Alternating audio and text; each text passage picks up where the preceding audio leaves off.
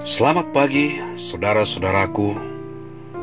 Renungan kita pada pagi ini adalah bab 7, kemacetan yang membawa maut. Saya kurang tahu apa yang terjadi 36 tahun yang lalu ketika saya membaca Yohanes pasal 3. Tetapi ada dua kata yang menarik perhatian saya. Kata yang pertama adalah percaya. Karena begitu besar kasih Allah akan dunia ini, sehingga Ia telah mengaruniakan anaknya yang tunggal, supaya setiap orang yang percaya kepadanya tidak binasa, melainkan beroleh hidup yang kekal. Sejak kecil saya sudah tahu Yohanes 3 ayat 16. Saya menghafalnya. Saya yakin Anda juga menghafalnya. Pada hari itu 36 tahun yang lalu, saya sadar bahwa sekalipun saya tahu dan menghafal Yohanes 3 ayat 16, namun saya tidak pernah percaya akan Yohanes 3 ayat 16. Semua orang Yahudi di zaman Musa menerima informasi bahwa jika mereka dipagut ular, maka mereka harus segera melihat ke ular tembaga. Saya yakin berita itu tersebar ke seluruh umat Yahudi di padang gurun pada masa itu. Saya juga yakin semua ibu akan berkali-kali mengingatkan anaknya untuk melihat ke ular tembaga ketika dipagut ular. Tetapi saya juga yakin tidak semua orang melihat ke ular tembaga itu ketika ular memagut. Bahkan saya yakin sekali bahwa ketika ular memagut, mereka cenderung melihat dan berusaha untuk membunuh ular yang memagut.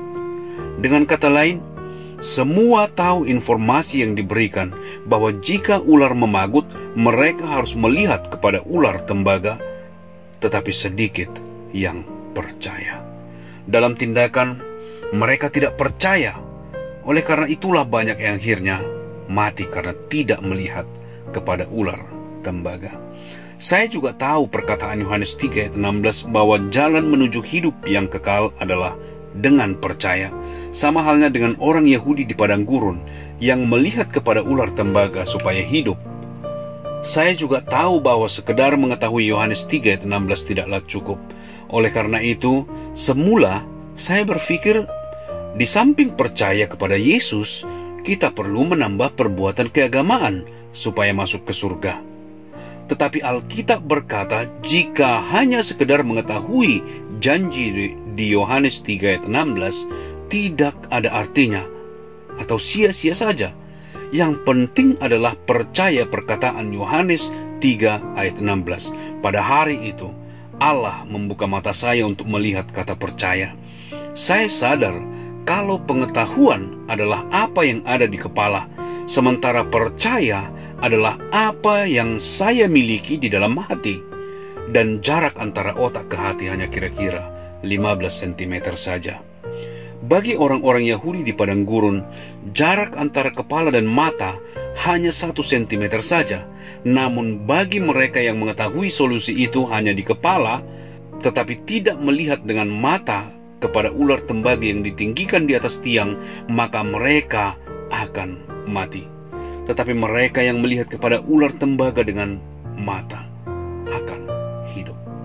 Pada hari yang istimewa itu, 36 tahun yang lalu, saya sadar, saya harus membersihkan sumbatan antara kepala dan hati saya.